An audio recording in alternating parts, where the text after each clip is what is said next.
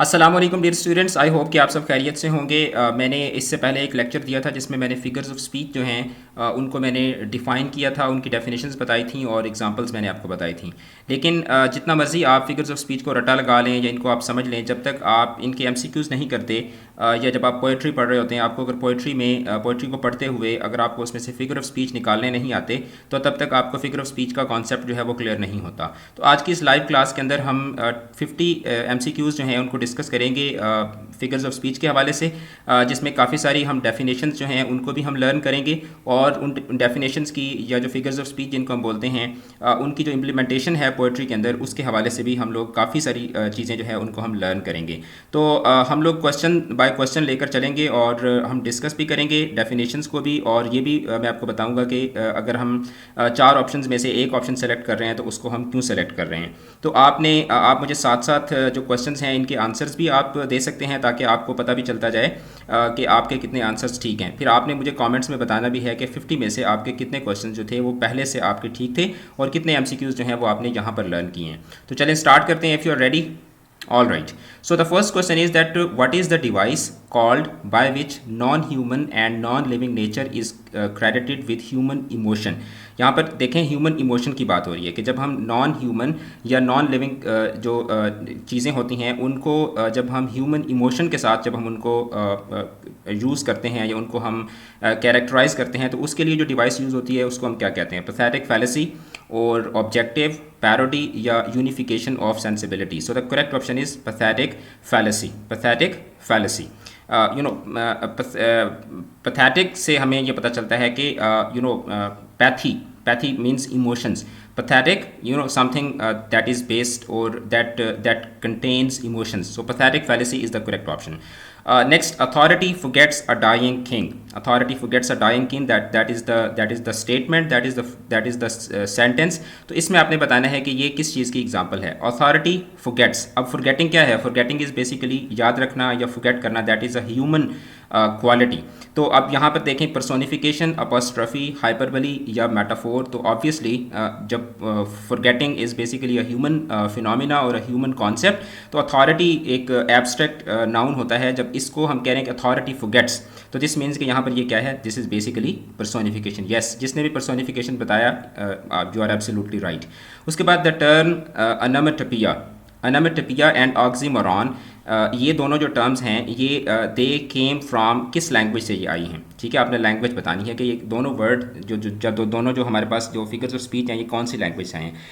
Greek language से, Latin से, Roman से या फ्रेंच से? The correct option is Greek. तो हम देखें अब तीन अभी तक हम लोगों ने किए हैं, तो आपको अंदाज़ा हो गया होगा कि हमने एक डेफिनेशन लर्न की, फिर उसके बाद एक हमने फिगर ऑफ स्पीच की इम्प्लीमेंटेशन को देखा, फिर उसके बाद हमने साथ ही साथ जो फिगर्स ऑफ स्पीच हैं उनकी हम लोग हिस्ट्री को भी देख रहे हैं।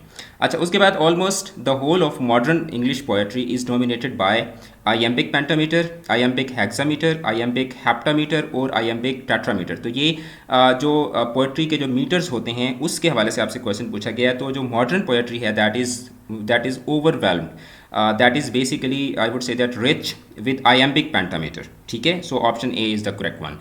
उसके बाद a lovelier flower on earth was never sown। A lovelier flower on earth was never sown has a figure of speech called hyperbole, oxymoron, metaphor या इम्प्लाइड सिमिली। तो अब देखें ये यहाँ पे एग्जैजरेशन है कि मतलब ऐसा तो इट्स नॉट रियलिटी कि कोई खूबसूरत फूल जो है वो ज़मीन पर कभी पैदा ही नहीं हुआ। तो इस जहाँ पर एग्जैजरेशन होती है तो उस एग्जैजरेशन को शो करने के लिए हम जो फिगर ऑफ स्पीच यूज़ करते हैं that is called hyperbole. So option A is the correct one. अच्छा, उसके बाद which of the following is a direct address either to an absent person or to an abstract or inanimate entity। तो direct address जो होता है उसके लिए हम जो फिगर ऑफ स्पीच यूज़ करते हैं that is apostrophe, ode, epode या हाइपरबली। अब बहुत सारे जो स्टूडेंट्स हैं वो अपॉस्ट्रफी और ओड इसमें उनको कन्फ्यूजन होती है। बहुत सारे बच्चे जो हैं वो ओड को करेक्ट कर देते हैं, जबकि ओड इज़ सिंपल एड्रेस। ठीक है, उसके लिए मतलब डायरेक्ट एड्रेस होना ज़रूरी नहीं है। जब आप डायरेक्टली एड्रेस कर रहे होते हैं तो उसके लिए जो फिगर ऑफ स्पीच आप यूज़ करते हैं दैट इज़ अपॉस्ट्रफी। अपॉस्ट्रफी वैसे तो एक पंक्चुएशन मार्क भी है, लेकिन जब आप पंक्चुएशन मार्क को पोएट्री के अंदर एक डिवाइस के तौर पर यूज़ करते हैं तो दैट इज़ एक्चुअली अपॉस्ट्रफी। उसके बाद pun is a play on words that are similar. अच्छा, अब यहाँ पे आपको पन की डेफिनेशन भी पता चल जाएगी। तो पन क्या होता है? Pun is a play on words that are similar in sound but diverse in meaning, but diverse in sound, और both in sound and meaning but with different sound, या नन। सो पन होता है basically a play on words that are similar in sound but diverse in meaning, यानी कि sound तो words की same होती है लेकिन उनका जो मीनिंग होता है वो क्या होता है, वो चेंज होता है। यानी कि जब आप एक जैसे अल्फाज लेकर आते हैं और उसका जो मीनिंग है वो डिफरेंट बनता होता है। जहाँ पर मुझे उर्दू का एक शेर आ गया याद, मोमिन खान मोमिन का एक शेर है कि शब जो मस्जिद में जा कटी मोमिन, रात कटी खुदा खुदा करके, यानी रात कटी खुदा खुदा करके। अब ये जो खुदा खुदा करके है इसके दो मीनिंग बनते हैं। एक तो ये कि अल्लाह अल्लाह करते हुए, इबादत करते हुए रात गुजरी, और दूसरा ये हो सकता है कि बड़ी मुश्किल से, जैसे हम कहते हैं खुदा खुदा करके मैंने रात गुजारी, कि मतलब बहुत मुश्किल से गुजारी। तो that kind of play on words that are similar in sound but diverse in meaning, तो इसको हम क्या कहते हैं? इसको हम पन बोलते हैं। उसके बाद which of the following words show oxymoron. Oxymoron क्या होता है? Oxymoron basically when you bring two words, ठीक है, एडजेसेंट टू ईच अदर, जो एक दूसरे को क्या कर रहे होते हैं? कॉन्ट्राडिक्ट कर रहे होते हैं, जिनके मीनिंग ऑपोजिट होते हैं। Sweet pain, chatter chatter, rivers of blood, या ओ डेथ। तो अब देखें, sweet pain, pain is never sweet and something which is sweet is never painful. तो यहाँ पर जो स्वीट पेन है, sweet pain is basically the correct option because it shows an oxymoron. उसके बाद which figure of speech are employed in these lines? O wild west wind, thou breath of autumn's being. तो अब इसमें ओ wild west wind, तो अब शायर क्या कर रहा है? शायर बेसिकली क्या कर रहा है? शायर खिताब कर रहा है, ठीक है, किससे? जो बाद मगरिब है, मगरिब से चलने वाली जो हवा है, उससे वो क्या कर रहा है? खिताब कर रहा है। The breath of autumn's being. अब ब्रेथ जो है basically, breath is a sign of it's a human quality. हवा की तो कोई सांस नहीं होती, तो जब हम किसी नॉन ह्यूमन को या नॉन लिविंग जो है वो आइडिया को या थिंग को जब हम ह्यूमन क्वालिटीज़ देते हैं तो that is called personification, right. तो यहाँ पर करेक्ट ऑप्शन क्या है? क्वेश्चन नंबर 9 में the correct option is personification. उसके बाद in the following statement which figure of speech are used. अब ये जो है फिगर ऑफ स्पीच है, his honour rooted in dishonour stood, his honour rooted in dishonour. अब honour rooted in dishonour, तो अब ये क्या है? ऑनर डिसऑनर, ये क्या कर रहे हैं? And faithful unfaithful kept him falsely, and faithful unfaithful. तो अब ये क्या है? ये दोनों जो एग्जांपल्स हैं, ऑनर रूटेड इन डिसऑनर और फेथफुल अनफेथफुल, तो ये दोनों एक दूसरे को कॉन्ट्राडिक्ट कर रहे हैं। तो अभी मैंने आपको बताया कि जो कॉन्ट्राडिक्शन है that is oxymoron. So the correct option is in question number 10 the correct option is oxymoron. उसके बाद which of the following sentence has figure of speech called apostrophe, ठीक है? Oh death, here is thy sting, the more haste the less speed, death lays his icy hands on kings, I wandered lonely as a cloud. अब ये 4 examples हैं, तो इसमें यहाँ पे देखें डायरेक्ट एड्रेस है किसको? मौत को। oh death, तो ये क्या है? That is basically an example of apostrophe. यहाँ पर आप साइन ऑफ अपॉस्ट्रफी भी देख सकते हैं। तो ये साइन ऑफ अपॉस्ट्रफी जो है ये बेसिकली यूज़ ही इसलिए किया जाता है जब आप डायरेक्ट किसी चीज़ को एड्रेस कर रहे होते हैं। उसके बाद question number 12, the use of the word with humour satirical intention so that the meaning is directly the opposite of what is said, ठीक है। यानी आप क्या करते हैं? आप ऐसा वर्ड यूज़ करते हैं, एक वर्ड यूज़ करते हैं विद ह्यूमर, मज़ाहिया अंदाज में, ठीक है, और आपकी जो इंटेंशन होती हैं वो भी क्या होती हैं? वो सेटेरिकल होती हैं, यानी कि सेटायर, यानी कि लाइट ह्यूमर के तौर पर आप एक वर्ड यूज़ करते हैं, लेकिन आप जो मीनिंग उससे मुराद ले रहे होते हैं वो बिल्कुल डायरेक्टली उसके ऑपोजिट होता है। तो उसको हम क्या बोलते हैं? आयरनी बोलते हैं, और जॉननीलिया बोलते हैं, हाइपरबली बोलते हैं, या personification. So the correct option is irony, ठीक है। जैसे आप एक सेंटेंस है ना कि the police station was robbed, ठीक है, the police station was robbed, तो ये क्या है? बेसिकली आयरनी कि पुलिस स्टेशन को कैसे पुलिस स्टेशन पे कैसे चोरी हो गई ना, कि पुलिस वाले को लूट लिया गया। तो that kind of situations are called ironic situations. उसके बाद क्वेश्चन नंबर 13 है what is a literary man और a writer of literary works termed as. तो जो लिटरेरी मैन होते हैं, जो मैन ऑफ लिटरेचर होते हैं, या जो लिटरेरी वर्क्स प्रोड्यूस करते हैं, उनको क्या कहा जाता है? उनको लिटरेचर और लैम्पून और लाइमरेक और simple literature. The correct option is literature, a man of literature, a man who produces literature. उसके बाद क्वेश्चन नंबर 14 है life is but a walking shadow, life is but a walking shadow is an example of metaphor, hyperbole, apostrophe या simile. So the correct option is metaphor कि यहाँ पर life को क्या किया गया है, life को तशबीह दी गई है, यानी कि तशबीह डायरेक्ट तशबीह है. जब डायरेक्ट तशबीह होती है तो उसको मेटाफोर बोलते हैं. अगर यहाँ पे होता है ना कि life is like a walking shadow तो फिर ये सिमिली होता. लेकिन जैसे हम कहते हैं ना वो शेर की तरह है तो सिमिली है, और वो शेर है तो ये क्या है, यानी कि डायरेक्ट जो है वो सिमिलैरिटी या कंपैरिजन बताया जा रहा है, तो वो फिर क्या होता है, मेटाफोर होता है. Life is but a walking shadow, तो ये बेसिकली क्या है यहाँ पर, it is the use of metaphor. तो देखें आपको आपका कॉन्सेप्ट भी क्लियर हो रहा है और आपको फिगर ऑफ स्पीच जो है वो रिवाइज भी हो रहे हैं. उसके बाद क्वेश्चन नंबर 15 है, the snakes are hissing and the bees are buzzing. The snakes are hissing, hiss, snake जब आवाज़ निकालता है तो हिस की आवाज़ होती है, और जो बीज हैं जब आवाज़ निकालती हैं तो इस तरह से आवाज़ हो रही होती है. तो this is an example of onomatopoeia, apostrophe, personification या oxymoron. So this is basically an example of onomatopoeia. Onomatopoeia क्या होता है कि जब आप जो इंसेक्ट्स हैं या जो एनिमल्स हैं उनकी जो आवाज़ें होती हैं उनके हवाले से जब आप उनकी आवाज़ों को आप वर्डिक फॉर्म में लेकर आते हैं, वर्ड्स की फॉर्म में आप लेकर आते हैं, तो दैट इज़ कॉल्ड अनामेटोपिया. जैसे द क्रोज आर कॉइंग, कि कौवा काएँ काएँ करता है ना, तो ये काएँ काएँ का जो लफ्ज़ है ये बेसिकली क्या है, this is use of onomatopoeia. उसके बाद क्वेश्चन नंबर 16 है, a lie has no legs. A lie has no legs, कि झूठ के पाँव नहीं होते. अब इसमें क्या है कि लेग्स किसकी होती हैं, legs basically it's a human quality. तो अ लाई हैज़ नो लेग्स, तो ये पर्सोनिफिकेशन है, मेटाफोर है, अपॉस्ट्रफी है या इलिट्रेशन है. This is again basically an example of, yes absolutely right, this is an example of personification. Okay, next move करते हैं क्वेश्चन नंबर 17. अनामेटोपिया मीन्स, अनामेटोपिया क्या होता है. अभी मैंने आपको यहाँ पर भी एग्जांपल बताई, लेकिन यहाँ पर आपको अगेन एक रिटन फॉर्म में एग्जांपल आपके सामने आ जाएगी. अनामेटोपिया मीन्स एक्विंग, अब ये तो सबका ठीक होना चाहिए, echoing of the sense by the sound, shape, size of movement, echoing the same sound repeatedly, echoing of the same sense और मीनिंग इन डिफरेंट वर्ड्स या नन. तो अब अनामेटोपिया में क्या होता है, एक्विंग ऑफ द सेंस होती है या echoing of the same sound repeatedly होना ज़रूरी नहीं है. अच्छा, तो बेसिकली क्या है, echoing of the sense by the word, shape, size of movement, that is the correct option, option A, yes absolutely right. उसके बाद क्वेश्चन नंबर 18. अच्छा, Socratic irony is retention to. Socratic irony क्या है, Socratic irony is basically retention to ignorance in place of knowledge, admiration in place of contempt, affection in place of disgust और enthusiasm in place of disinterestedness. ठीक है, तो अब ये क्या है, Socratic irony is basically ignorance in place of knowledge. Socratic irony is ignorance in the place of knowledge. उसके बाद love is blind. जब आप कहते हैं कि लव इज़ ब्लाइंड, तो ये क्या है, it is example of personification, example of simile, example of metaphor, example of alliteration. तो blindness, yes blindness is again a human quality. तो अगेन ये क्या है, this is an example of, yes absolutely right, this is an example of personification. Wow, my students are intelligent.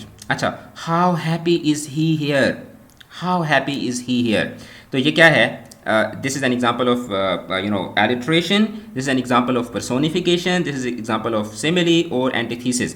How happy is he here, the h sound, then h sound, right, then h sound, यहाँ पे again h sound, and here we have again h sound. So the repetition of same sound or repetition of same letter is basically alliteration. Yes, absolutely right, absolutely right. The correct option is alliteration. उसके बाद the wish is father to the thought. The wish is father to the thought. तो ये किस चीज़ की example है, the wish is father to the thought. तो अब यहाँ पे फादरहुड देखें, ख्वाहिश तो किसी की बाप नहीं होती ना, तो बाप तो इंसान ही होते बनते हैं ना. अच्छा, तो ये फिर क्या है कि ख्वाहिश को बाप कहा जा रहा है, तो this is again a human quality attributed to something abstract. तो this is again an example of personification, absolutely right. उसके बाद break break break on thy cold grey stones, O sea. Break, break, break on thy cold grey stones, O sea. So, what is this example? This is an example of apostrophe oxymoron, personification और metaphor. Personification होता है अगर यहाँ पर कोई human quality बताई गई होती है, तो this is basically a direct address to sea. तो क्या हमने पढ़ा था कि जो direct address to non living या जो नॉन एनिमेट थिंग्स या आइडियाज़ होते हैं, उसके लिए हम जो फिगर ऑफ स्पीच यूज़ करते हैं, that is absolutely right, that is apostrophe. You guys are amazing, again we have an apostrophe. उसके बाद चलते हैं क्वेश्चन नंबर 23 की तरफ। I loved Ophelia, 40,000 brothers could not, with all their quantity of love, make up the sum. तो Hamlet जो William Shakespeare का play है हैमलेट, उसमें जो हैमलेट है वो अपनी महबूबा ओफिलिया के हवाले से कहता है कि आई लव्ड ओफिलिया, मैंने ओफिलिया से ऐसे मोहब्बत की कि 40,000 भाई मिलकर भी उनकी मोहब्बत का जो सम होता, यानी कि उनको उसको जमा किया जाता, तो जो उसकी क्वांटिटी बनती वो मेरी मोहब्बत से कम होती। तो इसमें क्या है, again this is an example of hyperbole, metaphor, alliteration या simile. तो this is an example of hyperbole. Why? Because hyperbole is used to when you are exaggerating. तो यहाँ पर भी obviously exaggeration ही है, वरना इतनी मोहब्बत कहाँ हो सकती है कि आप उस 40 भाइयों की मोहब्बत को जमा करें और फिर उसका एक आप नतीजा निकालें और फिर उसके बाद उसको आप चेक करें कि भाई हैमलेट ने ओफिलिया से कितनी मोहब्बत की। तो लव इज़ नॉट क्वान्टिफाइबल ना, तो यहाँ पे क्या है, बेसिकली एग्जैजरेशन की जा रही है, तो hyperbole is the correct option. उसके बाद है जी, what is meant by synecdoche. Synecdoche, this is a figure of speech. आपने शायद पहली दफ़ा इसका नाम सुना हो, दिस इज़ अ वेरी प्यारी, very beautiful figure of speech. तो साइनेक्डोचे क्या होता है, a part of something use to signify the whole, या the whole of something use to signify a part. अच्छा, या फिर N animate object endowed with human feeling, या the term with a pronunciation similar to their meaning. So the correct option for this question is a part of something use to signify the whole. यानी कि जब जैसे हम कहते हैं ना कि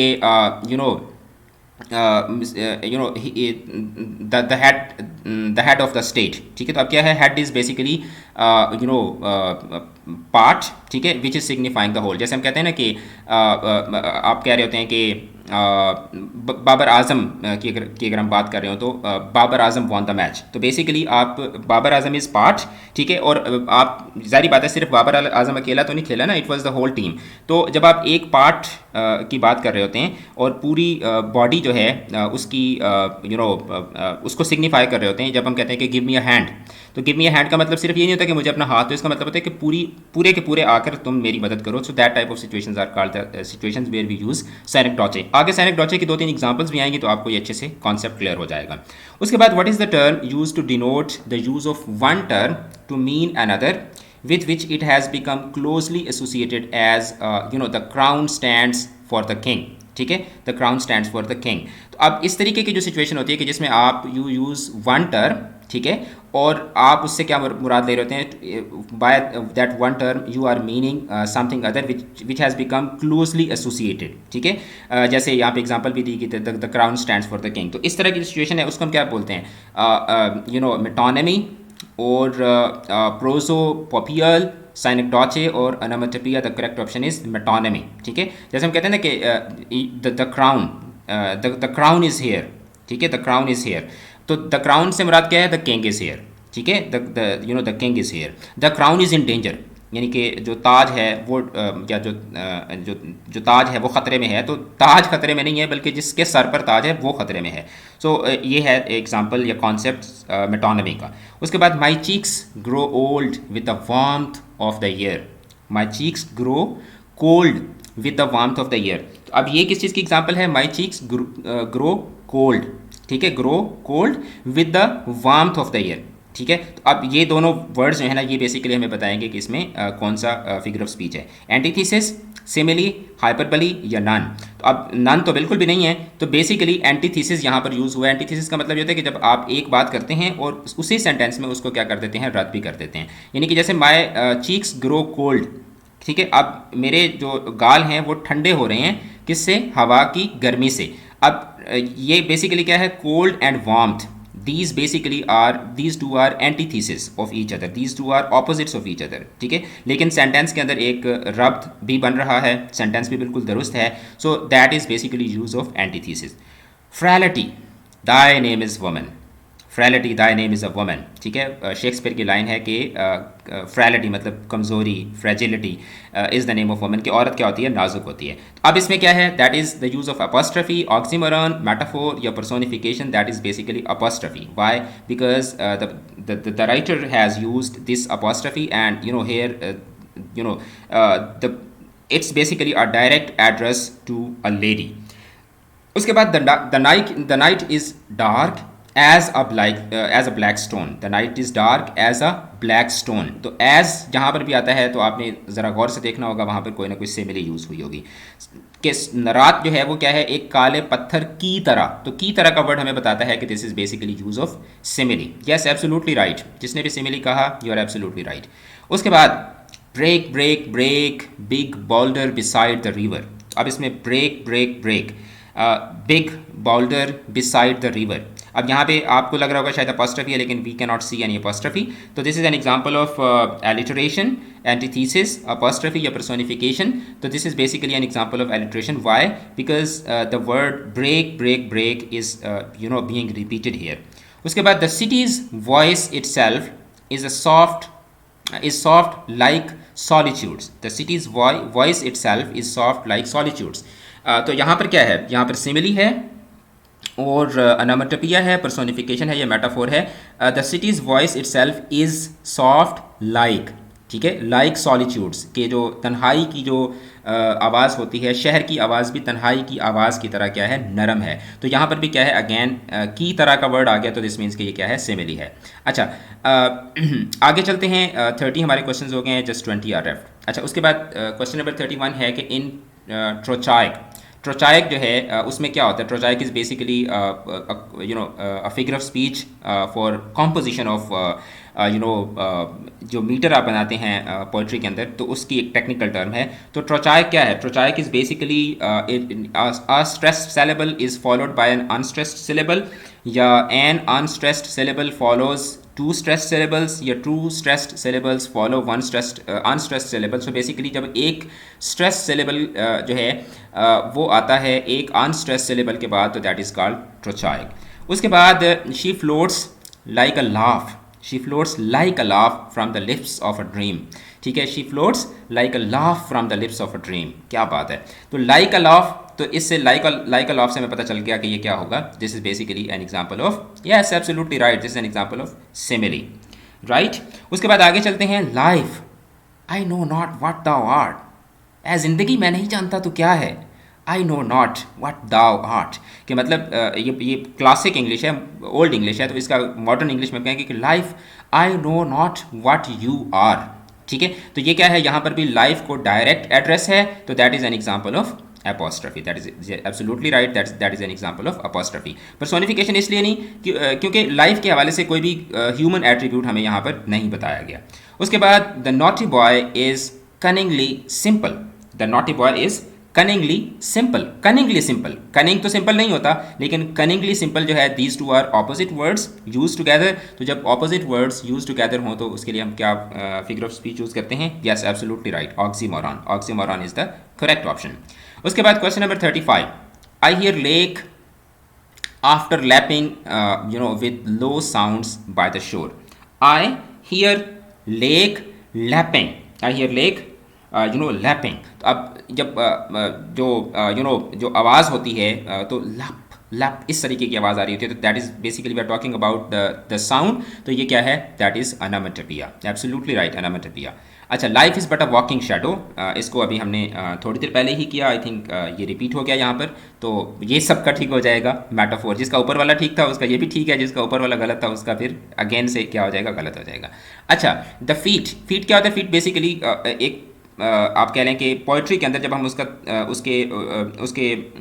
पोइट्री को ब्रेक कर रहे होते हैं, जब हम उसको पढ़ रहे होते हैं, जैसे हम कोई शेर पढ़ते हैं, जैसे ज़माना आया है बेहिजाबी का, ठीक है, तो ज़माना आया है बेहिजाबी का, तो ये एक एक फीट बनता है। So the feet of two syllable in which the unstressed syllable precedes the stressed one is called what जी। तो अभी हमने इसका किया कि that is basically iambic. Iambic में क्या होता है, टू सिलेबल जिसके अंदर क्या होता है, अनस्ट्रेस्ड सिलेबल पहले आता है ठीक है। और उसके बाद क्या आता है, उसके बाद एक स्ट्रेस्ड सिलेबल आता है। तो जब अनस्ट्रेस्ड सिलेबल के बाद स्ट्रेस्ड सिलेबल आया तो दैट इज़ बेसिकली आयम्बिक।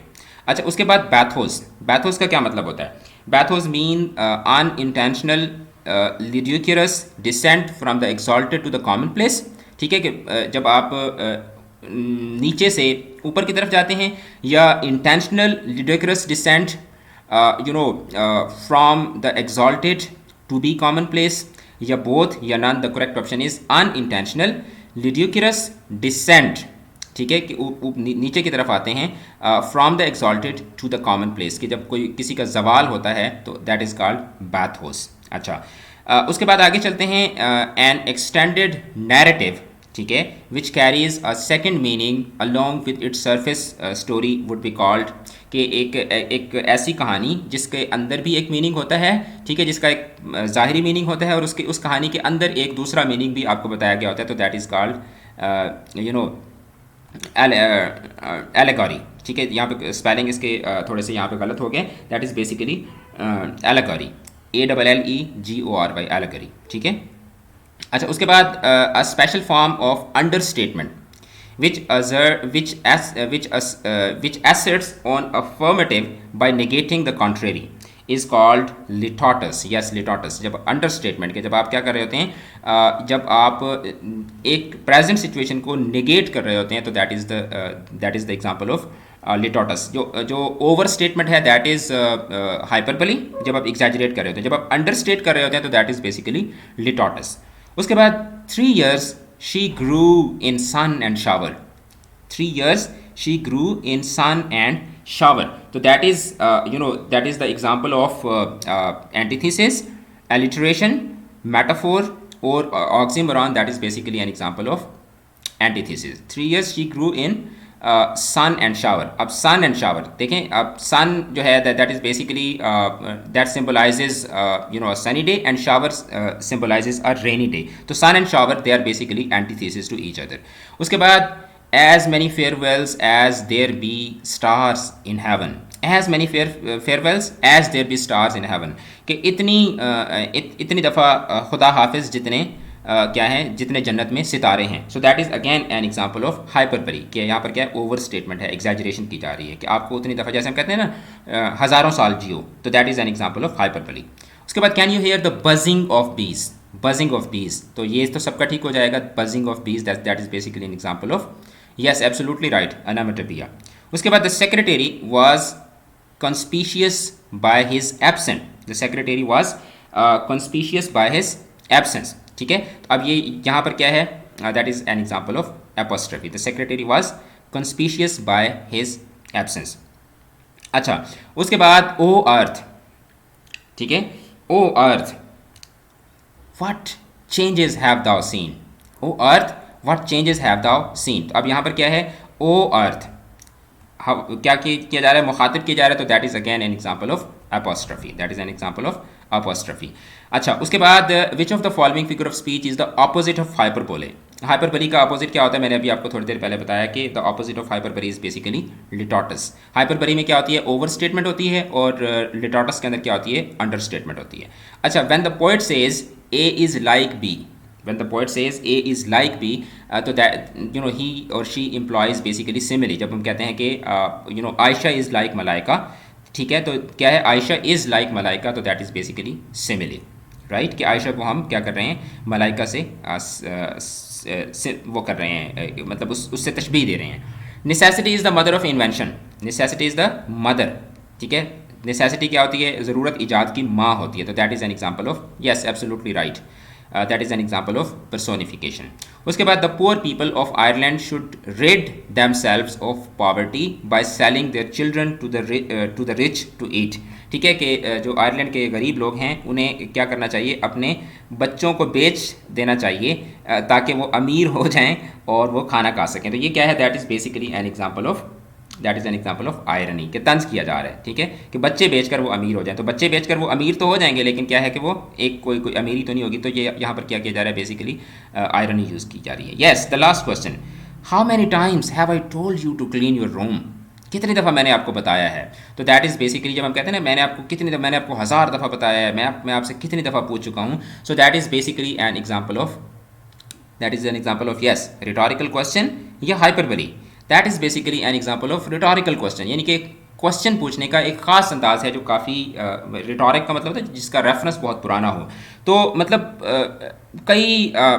कई सालों से यही रिवायत चलती आ रही है कि जब भी हमने कोई क्वेश्चन पूछना होता है, जब हमने क्वेश्चन जब हमने इस अंदाज में क्वेश्चन पूछना होता है कि जिसमें रेपिटिशन और एक कह लें कि एक प्रिमिटिव और एंशियंट वे में हम क्लासिकल अंदाज में हम क्वेश्चन पूछ रहे थे, तो this type of questions are called the rhetorical questions. Yes, तो हमने 50 MCQs के ऊपर हमने फिगर्स ऑफ स्पीच को आज हमने प्रैक्टिस किया।